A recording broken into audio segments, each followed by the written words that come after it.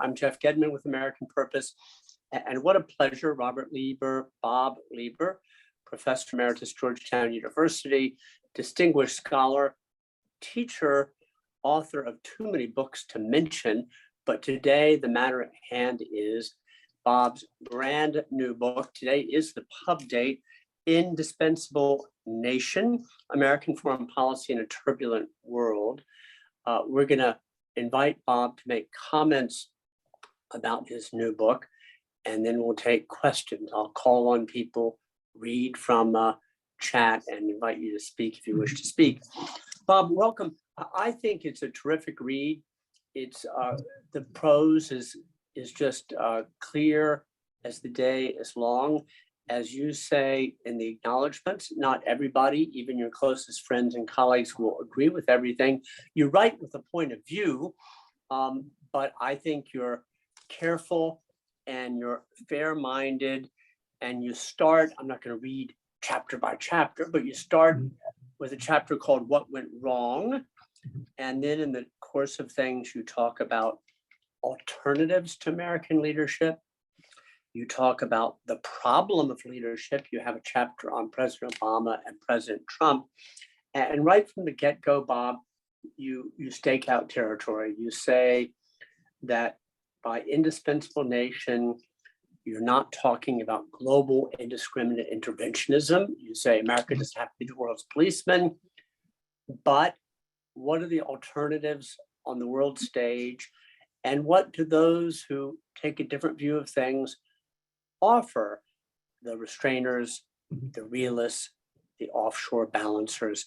That's just as appetizer, doesn't do justice to anything, but a wee bit of an appetizer. Bob, welcome. We'd love to hear from you about why this book, why now? And then after, let's say 15 minutes, give or take, we'll open up to the gallery because as you see, you have friends and colleagues and a very distinguished audience. So thanks everybody for coming. And Bob, welcome, you have the floor. All right, thank you very much, Jeff, and I appreciate your organizing this online talk and discussion.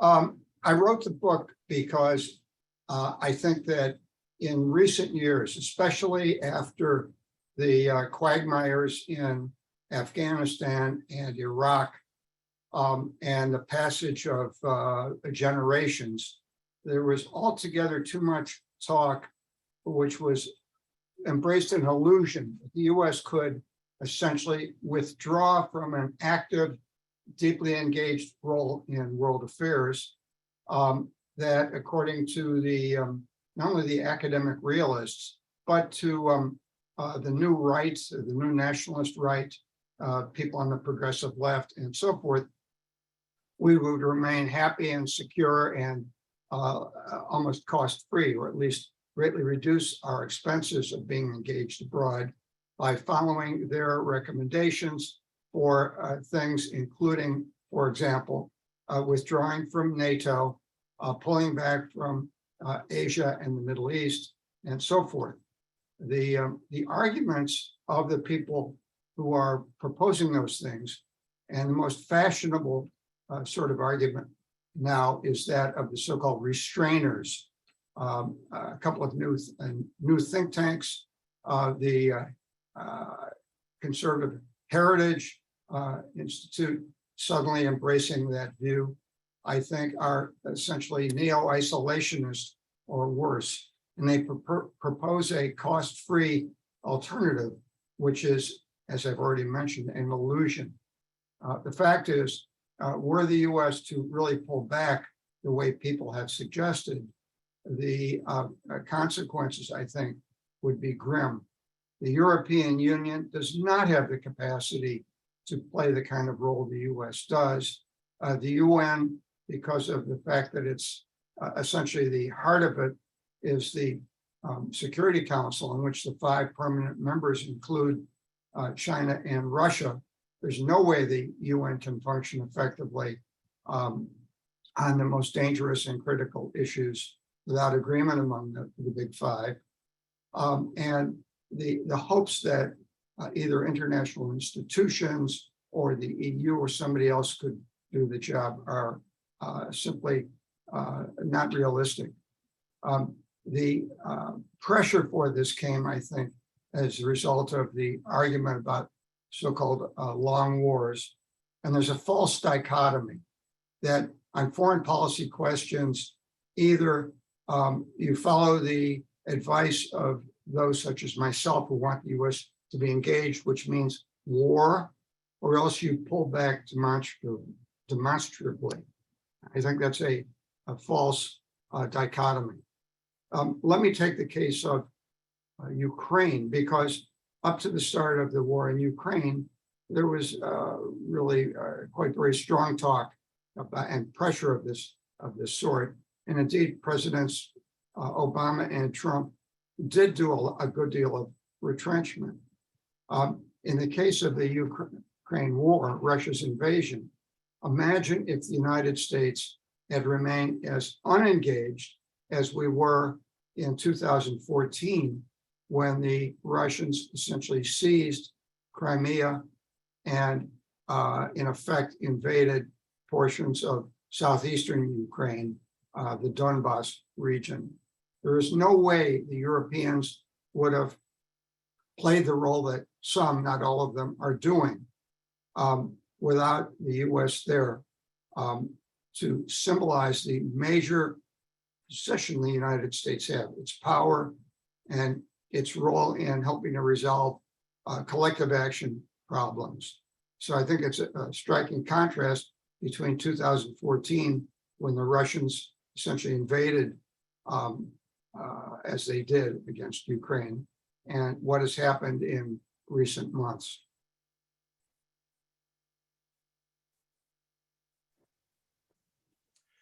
Bob, thank you.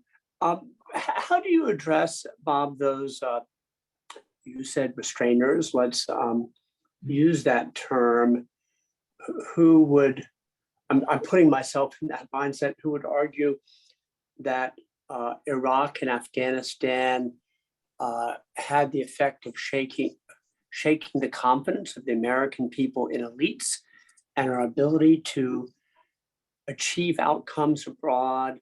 And now comes a time of a confluence of factors where it would be nice, but we're constrained by domestic challenges, troubles in the two parties, challenges in what healthcare, environment, infrastructure. So the good faith argument from the restrainer side that Afghanistan and Iraq mattered a lot. They didn't turn out well, and it's created the debate we have today. Well, I think there's again a false dichotomy, and you have to set it against a longer term background. The United States played a unique role in the world from the latter years of World War II until arguably the middle of the last generation, as Michael Mandelbaum has argued in his work, perhaps a bit earlier. That is, the US was pivotal in helping to create and sustain a decent world order of sorts, not a perfect one by any means, but in helping to organize, indeed leading the organization of international institutions, including the UN, the predecessors of the World Trade Organization, and so forth. And also in deterring the Soviets in Europe and facilitating an incredible recovery and democratization in Germany, Japan, Italy, and so forth. But the time has passed and events have called this into question. I raised three questions toward the end of the book. One, is the US world role still indispensable? I argue that it is indispensable, but it faces enormous challenges now because of the strength of China and the rise of revisionist powers, including Iran, Russia's destructive role, and so forth. The second question I ask is, even if the US role remains indispensable internationally, do we still have the capacity to play that role? I think in terms of America's inner strengths, its institutions, despite everything, its technology, its resources, and so forth. We have that capacity abroad, and we have the physical aspects, the material aspects at home. But we face an extraordinary domestic challenge, which is really the main one. A successful foreign policy strategy has to rest on an adequate domestic basis.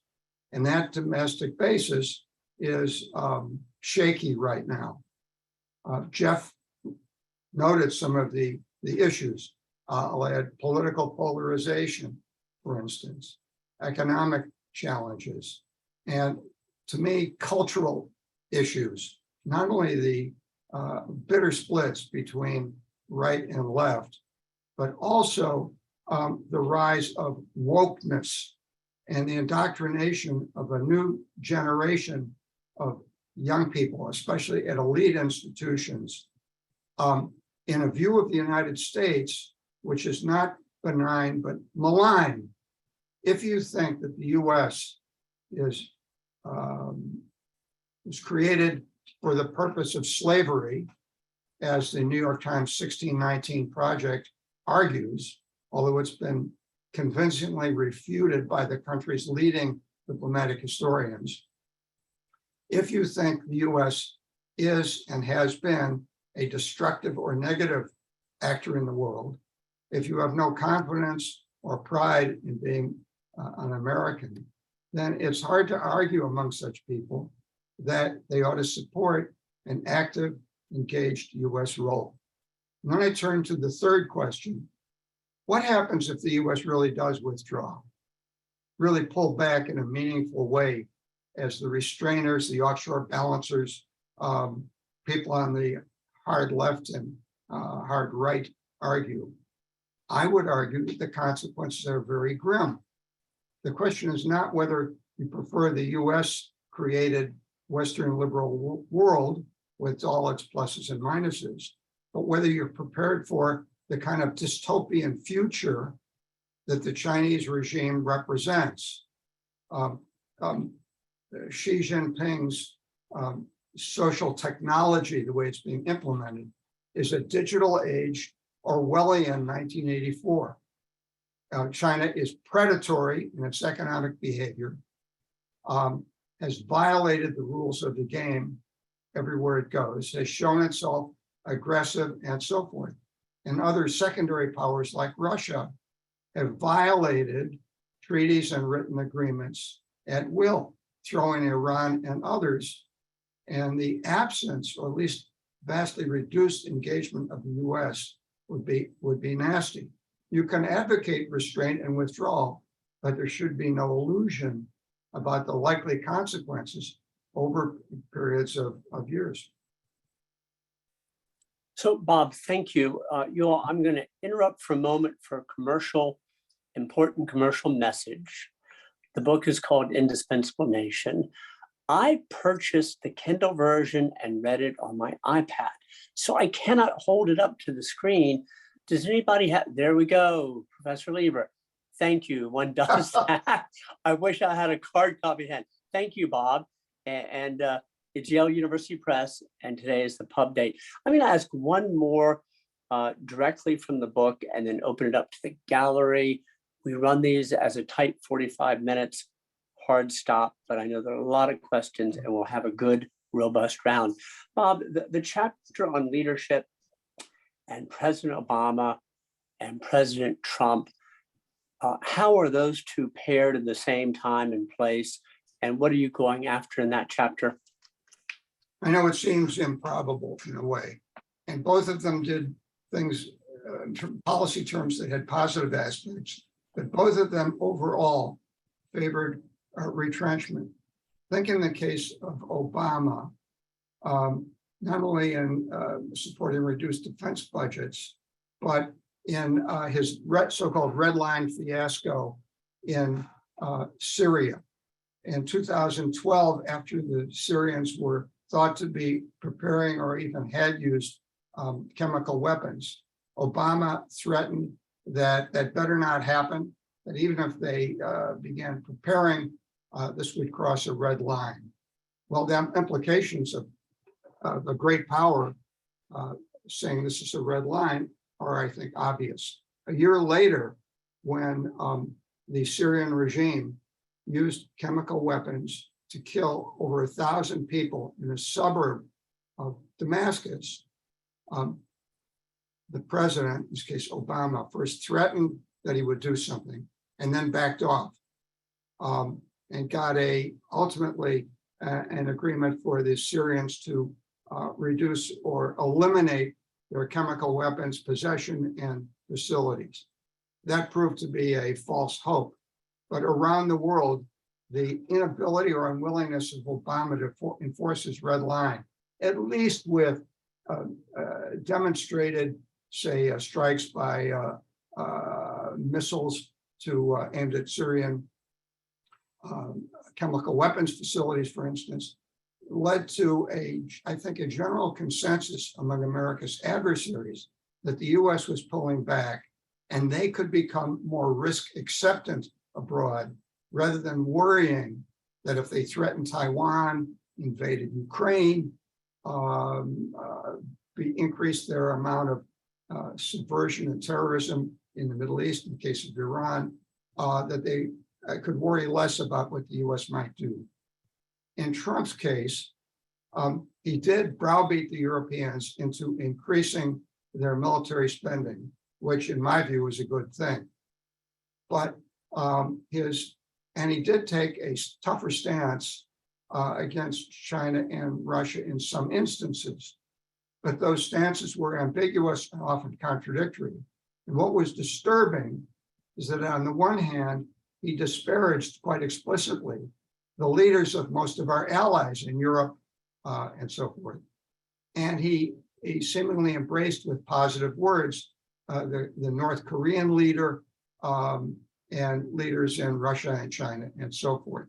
The net result of Trump was to decrease America's standing in the world and the willingness of allies and others to engage with the US and their beliefs that the US would be there to deter aggression and so forth. So I think there are some similarities in that both of these leaders represented some degree of pullback. I should note that to his credit, Obama, in his last months in office, explicitly said in an interview in it was November or December 2016, that in the end, the US really is, quote, indispensable, unquote, even though that ran against what he had argued and supported in the earlier portion of his presidency. So, Bob, thank you very much. Floor is open. Larry, I'm going to call on you first. And in each case, I think everybody more or less knows one another, but in each case, if you would briefly introduce yourself. Larry Haas, good to see you. You have the floor. Nice to see you too, Jeff. I'm Larry Haas. I'm a senior fellow at the American Foreign Policy Council and a writer and a consultant in town. Bob, I'm a great fan of yours. I've read a lot of your stuff, and I 1000% am with you, literally, over the course of years from reading your stuff. So I don't want you to misinterpret the question I'm going to ask. I just want to hear you articulate something. If Stephen Walt or somebody of that ilk were to say, in response to you saying 2014 probably would, Russia, Ukraine 2022 probably wouldn't have happened if not for, US, Russia, Ukraine 2014. If that person were to say, so what? So the Russians seized Crimea, so they might have seized the Donbass or beyond this time, and they've got their sphere of influence. Why should we, and I don't mean the West, I mean literally the United States, so what? Why should we care? What's the best articulation of why we should care? Understanding that I fully believe that we should, but I just want to hear you articulate this. I've debated some of those people over the years and so forth, and we reviewed critically some of their work, including Barry Posen, for instance. Well, for example, I would argue things are changing. Barry Posen, who was probably one of the most important thinkers and writers of the realist approach, wrote a piece in the early 2000s. The US had command of the commons, that is dominance in air, space, sea, and land. And therefore, we could afford to pull back, to pull out of NATO, to reduce the size of our military by a third, because we didn't have anything to worry about. The reality is now, even though we haven't done those things, US command of the commons is no longer a given. The US is challenged at all those levels in one way or another by Chinese, Russians, and others. So that's one response. The other response is that some of those arguments are redolent, if you dig down, to the classic isolationist thinking of the 1930s, not with the same degree of bigotry, hatred, and anti-Semitism that so often poison those views, but the belief in a globalized world where space matters, the sea matters, organized international trade and institutions matters, rules of the game matter, that those things will remain even if we become offshore balancers. The notion that if we pull back, regional countries will band together to act against a threat in their region, I think is naive. There's a lot more that could be said, but we only have 45 minutes. Okay, thank you. So Larry, thank you very much. I have next Yulia, and then after Yulia, Robert. Thank you, Jeff, and thank you, Professor Lieber, for your analysis. I also happen to be at Georgetown an adjunct in the SSP, so I'm thrilled and a big fan of the work that you've done there.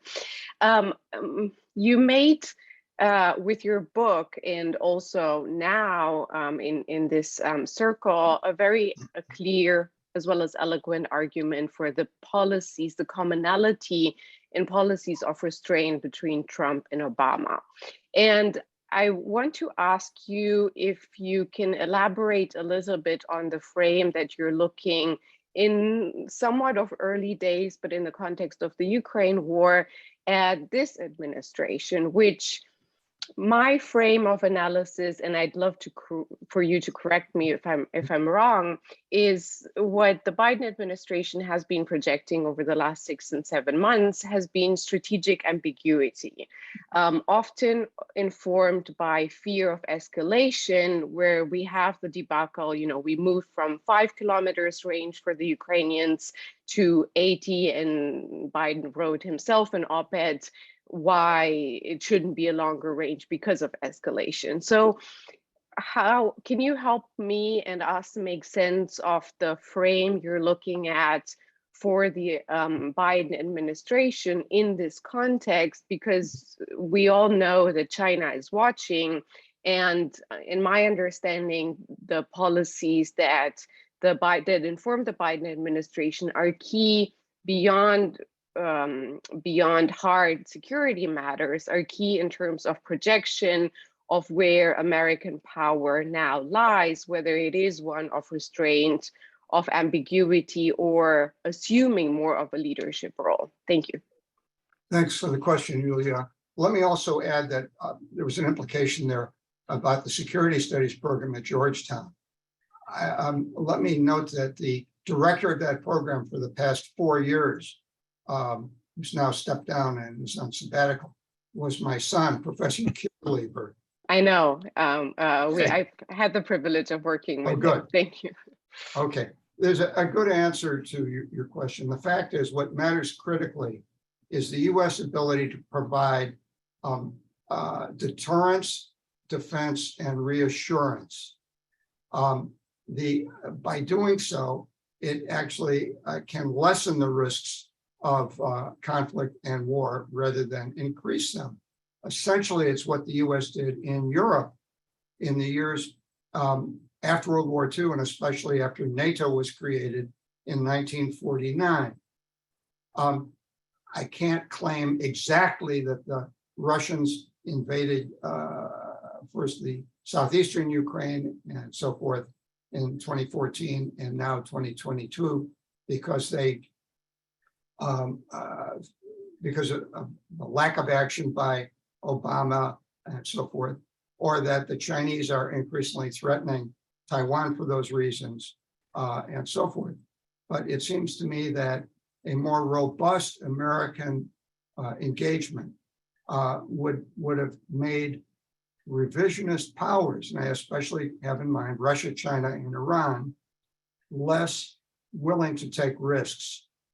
And I think the result of ambiguous policies has been at root here. Now, let me say that when he campaigned for president and as president, Joe Biden and his foreign policy leaders have said things and taken positions that were welcome and a considerable change. Biden explicitly wrote and talked about the need to restore America's international leadership position.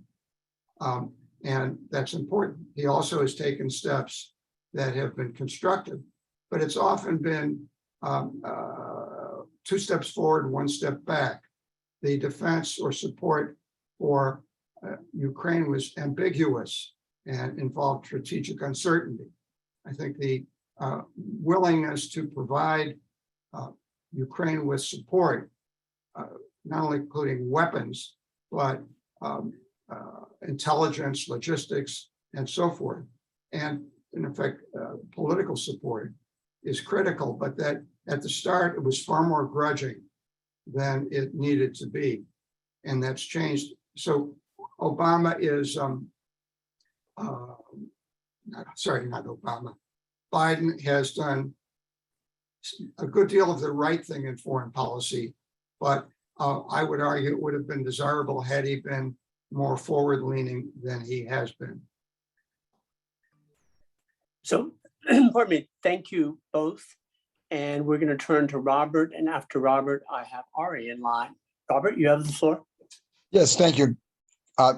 Again, I'm Bob DeFilippi. I'm a professor emeritus of strategy and international business. And I know Bob Lieber from our work on the board of directors at the Sarasota Institute of Lifetime Learning.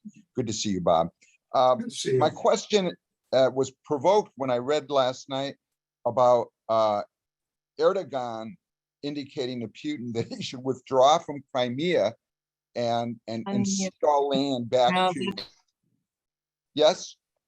Is there a problem? Can you hear me? You cannot hear me.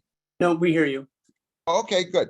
My question was provoked by the news that Erdogan had publicly indicated to Putin that he should restore Ukraine's territorial boundaries, including Crimea, which talk about provocative statements. And my question is the challenges of maintaining an alliance. I mean, we all sort of recall George Bush's, creation of an alliance in Kuwait that I think most in retrospect would say was a successful intervention. And my question, Bob, for you is, as winter approaches in Europe, and we still wait for, how does the alliance that thus far, I think, has been formed on behest of, American leadership be sustained as winter approaches and threats are made both to the energy economy of Europe, and when will we, how do you declare victory before that alliance might begin to become politically costly to the current members, including our own country? Look, none of this stuff is simple. All these issues are very complex, and there are always choices that typically involve almost a 50-50 balance of potential risks and benefits, arguments for and against something. And you never really know what the outcomes will be. Often they're successful, but sometimes they're not, and the consequences are pretty negative. The decision to invade Iraq in 2003, I think, was such a case. The American public, majority of the American public favored it. as did a majority of the Congress, including a majority of Democratic senators. In retrospect, with the perfect view of hindsight, it looks as though it is the case that the costs of the Iraq War exceeded the benefits, or the cons exceeded the pros. And that's often the case in alliance management. How do you deal with Erdogan's Turkey, in which he has switched positions on all kinds of issues? His relationship within NATO, his relationship to the Russians, his positions on Israel, and so forth. And how do you keep him from blocking the admission of Sweden and Finland to NATO, which is a hugely positive development of Western policy in the war in Ukraine, and really, I think, is a benefit to the alliance and was provoked by what the Russians did. But managing them and figuring out who pays the costs, in this case, the deliberate and cynical use of energy by Putin to try to fracture the alliance. But US intelligence agencies have recently made public that the Russians in recent years have spent over $300 million trying to infiltrate Western political systems, feed disinformation into them, support very nasty political groups and parties, and so forth. And so it's a complex task, and it's something we have to do. And the results on the battlefield matter a great deal, which is why this offensive that has been launched by the Ukrainians has been so important, and why it deserves even more support while the going is good. One can hope about the outcomes, but never be certain. Thank you. So gentlemen, Bob, thank you very much. We're a little shy of a quarter of an hour to go, and I've got Ari and Jack. Ari, you have the floor. Okay, can you hear me? Thank you very much. Good We afternoon, do. everybody. I'm Ari Katsovich. I'm the Goldman Visiting Israeli Professor at the Department of Government for this academic year. And I want to congratulate Professor Lieber, Bob, that I have known for the last 20 years and follow his work very closely, including some excerpts from his book. So congratulations on the book. So my question is very pointed, Bob. I agree with the answer to your 3 questions. And I attended APSA in the last couple of days, and there have been several panels regarding what I think is probably one of the 2 most important issues in IR, which is the future of US-Chinese relations. For instance, there was a panel about the Thucydides trap, right? The Allison's book. So I want to ask you whether you can speculate or whether you can extrapolate from your position regarding the future of the relations, explicitly, whether you want to comment about President Biden's explicit sponsoring Taiwan, right, or saying the US is going to come to the defense actively in case of a Chinese invasion. So what would be that future? What are the prospects for cooperation with China, conservate or not? Thanks. Thank you, Ari. You're a gentleman and a scholar. On the issue of China, it's a very tough call. Only 2 decades ago, the admission of China to the World Trade Organization and the belief that sort of technological optimism that China increasingly engaged in world trade, much more middle class, much more profitable, would, although one couldn't be certain, the incentives for more decent, engaged public and democratic behavior would be greater, that there's a positive correlation.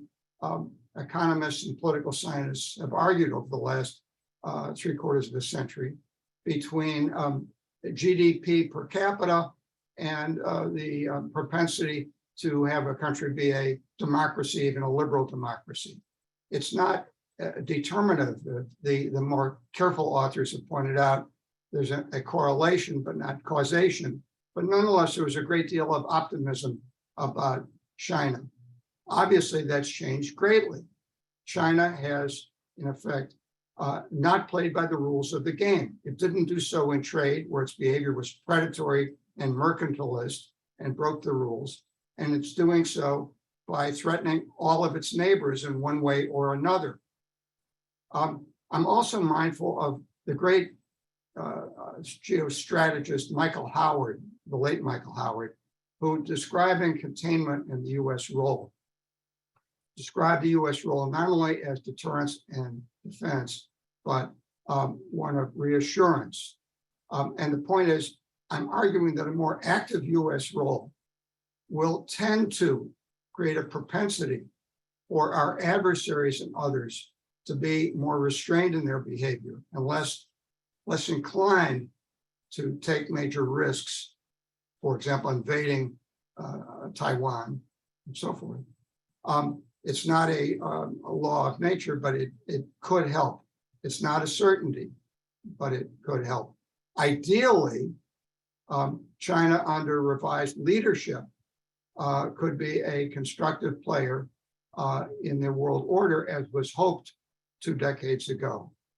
But the notion that if we don't bother the Chinese, we don't bother the Russians, if we're nice, things will change, I think reflects what Hans Morgenthau once called strategic narcissism, and which General H.R. McMaster has a term he's used recently, that the actions of others all around the world will be in effect determined by what we see and do. It deprives them of agency. In other words, there are histories, ideologies, regime interests that Putin and Xi Jinping and the Iranian mullahs have. And those are fundamental. What the US does matters, but the key causation is internal to those regimes. So thank you both very much. I'm going to turn to you, Jack. I'm going to tell everybody we have about 7 minutes to go. This is an appetizer. The main course is buy the book, read the book. But I hope you agree it's been a good starter. Jack, you have the floor, please.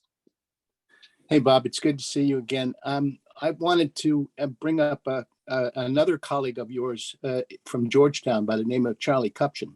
Oh, sure. And Charlie wrote a book in 2012, 10 years ago, and it was called No One's World. And in that book, he said something along these lines, that there will be several competing versions of modernity in the future, none of which will be able to completely dominate the others. And I wonder if you agree with that, because if we're looking at a concept at the moment of looking for a way to understand our era, post-Cold War was one, Cold War was another. Do we have a name for this era? And is Charlie right? Only to a point. And this has to do with misconceptions about what indispensable nation means. Bill Clinton first used the term in his second inaugural of January 20th, 1997. Madeleine Albright used it about 14 months later, and is usually credited with it, but it was Clinton who made the first major public use of the term. And indispensable nation does not mean that the US is the world's policeman. It cannot mean that. And even at the height of American power, toward the end of World War II, during the Cold War, in the aftermath of the Soviet collapse, there were always some things the US couldn't or didn't do, simply because there are limits to power. And I think that's a key part of the argument. I think I tend to disagree with Charlie and others in the past, although I think we're probably closer now in noting his more recent work, not the book you cited, Jack. So the point is, the US has a major role in influencing and shaping world affairs, and it matters greatly. We can't dominate them the way some critics of America's role still argue. For instance, Mearsheimer claims that the US has been aggressively imposing democracy around the world from World War II to today. And that's crazy. At least that's too strong a statement. I think that's misinformed and too hyperbolic. Jack, thank you. I'm going to take the liberty of posing a final question to you, Bob. And it's the following. I was in Berlin last week, and in a meeting with a social democrat, a parliamentarian, I was told the following. If it were not for NATO and the American security guarantee, Putin would attack Poland. Does that surprise you? Is that alarming, or is that an opportunity of sorts? Not at all. It may be a bit too, there's a bit too much hyperbole in that, but only a bit. Had the Baltic countries, Latvia, Lithuania, and Estonia not been incorporated into NATO, I don't doubt that Putin would have done something akin to what he did to Ukraine, perhaps using hybrid warfare, claiming that local populations of Russians were being abused and that he had to do things, or using men in unmarked green uniforms. Poland is a bigger ask, but it wouldn't surprise me, again, under those hypothetical circumstances. I don't think it would be a matter of a September 1st, 1939 Nazi-style invasion of Poland, but it would have been taking bites out of Poland or trying to create conditions to neutralize or castrate the Polish government so that it followed Russian desires, much as the Chinese seek to do that with their neighbors. So, Bob, thank you very much to all of you and your valuable time.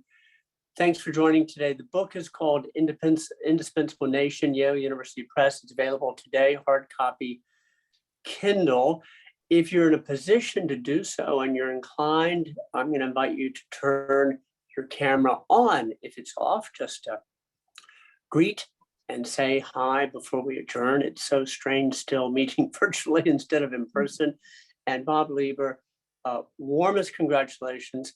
Thank you so much for spending time. It's a terrific book, an important read. Great, many thanks, Jeff. And let me add, if anyone wants to get in touch by email to praise or criticize, that's welcome. I'm at robert.lieber@georgetown.edu. Wonderful. Thanks, everybody. Thanks, Bob. Have a good afternoon, Bye. good evening.